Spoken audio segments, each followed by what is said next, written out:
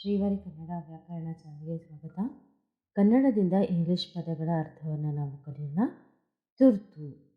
ತುರ್ತು ಅಂದರೆ emergency. ಅಘಾತ. ಅಘಾತ shock.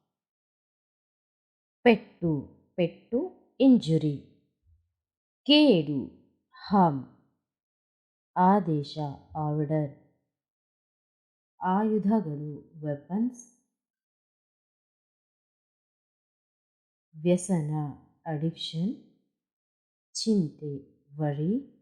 ಮರೆಮಾಚು. ಮರೆಮಾಚು ಅಂದರೆ ಟು ಹೈಡ್. ಅದೃಷ್ಟ.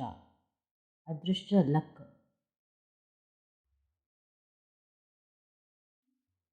ವ್ಯಾಧಿ. ವ್ಯಾಧಿ ಡಿಸೀಸಸ್.